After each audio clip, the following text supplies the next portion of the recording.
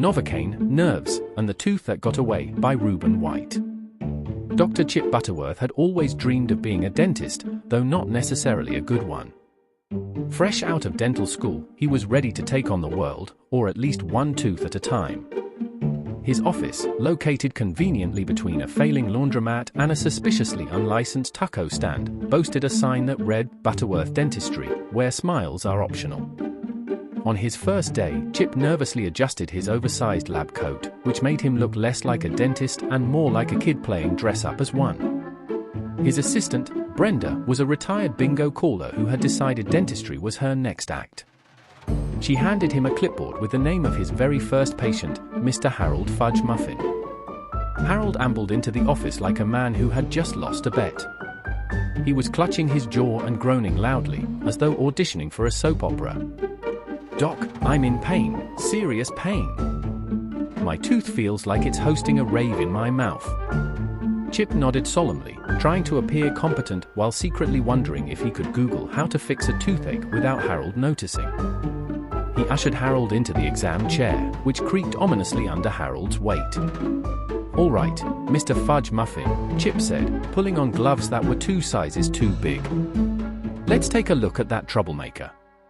He poked around Harold's mouth with the enthusiasm of someone trying to find their car keys in a dark room.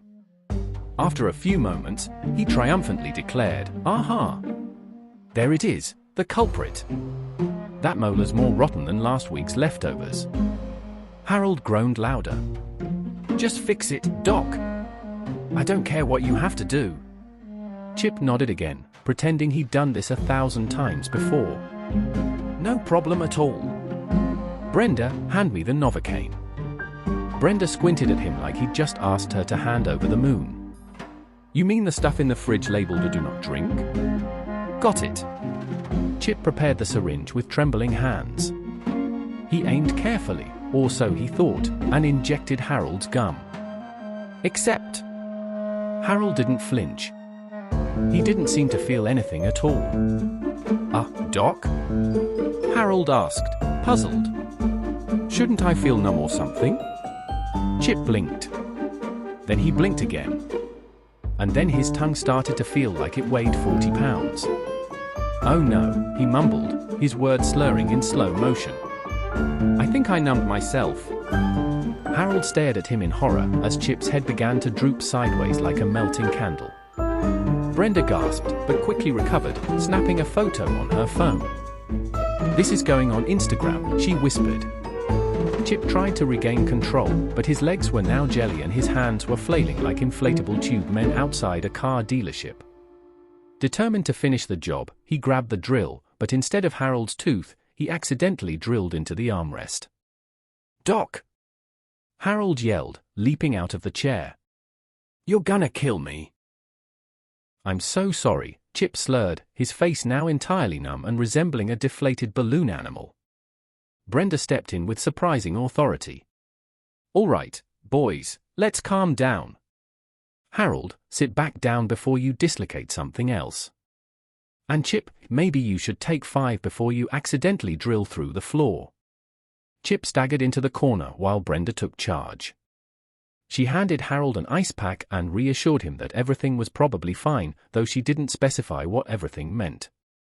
As Chip slowly regained feeling in his face and dignity, he realized he needed to make things right.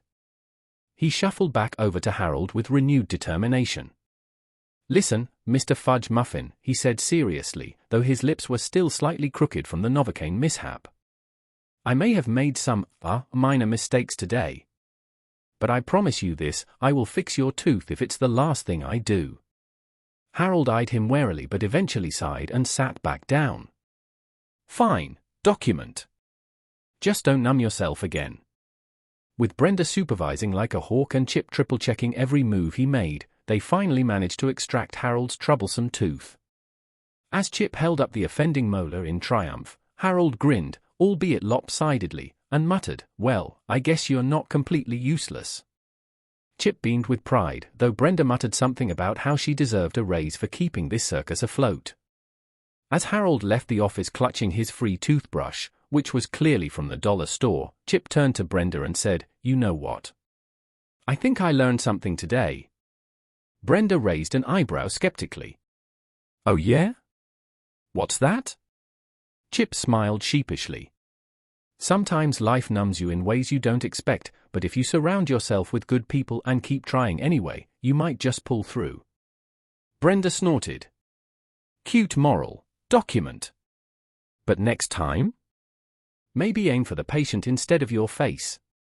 With that, Butterworth Dentistry officially became known as the funniest dental office in town, a place where patients are left with healthier teeth and hilarious stories to tell. The end.